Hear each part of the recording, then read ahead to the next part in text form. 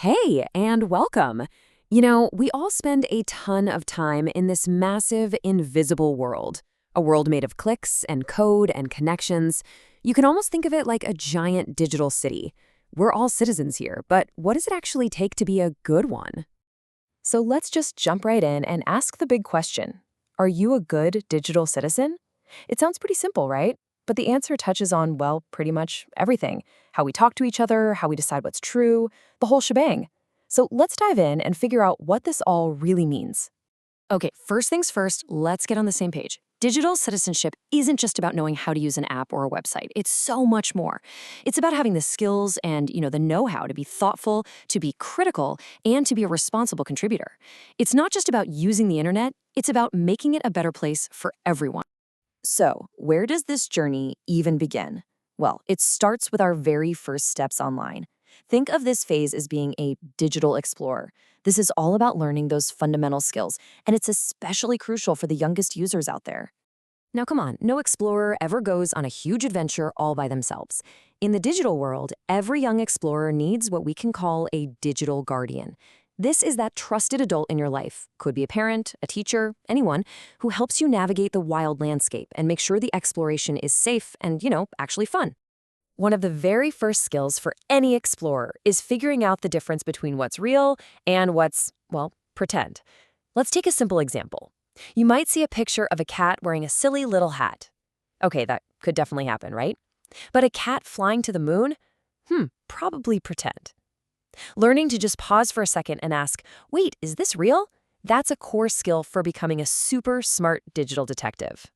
And this, right here, is probably the most important tool any digital explorer has. You do not have to figure all this stuff out on your own. If something feels weird or confusing or just a little bit off, the absolute best thing you can do is ask your digital guardian for help. They're your partner in this whole adventure. But look, being a digital explorer isn't just some phase for kids. We are all exploring this world together all the time.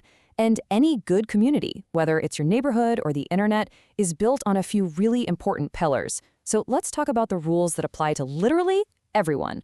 When you get right down to it, it really just boils down to two fundamental rules. That's it. First, practice kindness and respect. It's so easy to forget, but the words we type have real weight, and they affect real people on the other side of the screen. And second, mind your digital footprint. So what on earth is a digital footprint? Well, think of it like leaving footprints in the sand at the beach. Except, online, that trail of data, words, and pictures you leave behind, it rarely, if ever, washes away. And that's the thing you've got to remember. That trail is often permanent. It can follow you for a long, long time. Now, being a good citizen isn't just about how you act online. It's also about having a healthy relationship with your online life in the first place. You guessed it, it is all about finding that balance. The goal here is pretty simple, really. It's balance. A healthy, happy life isn't all one thing or the other. It's a good mix of meaningful online engagement and rich, real-world experiences. It's about making sure our digital lives are making our offline lives better, not replacing them. Okay, and this brings us to the final and I think the most powerful idea. See, digital citizenship isn't just about following the rules or protecting yourself. It's about you, all of us, actively shaping the future of what the internet can be. This is the ultimate goal. It's about shifting our mindset from just being a passive user, someone who just consumes stuff, to being an active contributor.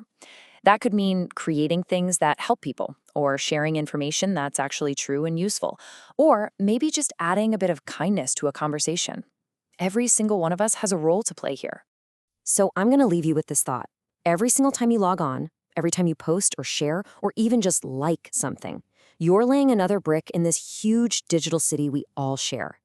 The only question is, what kind of internet will you build?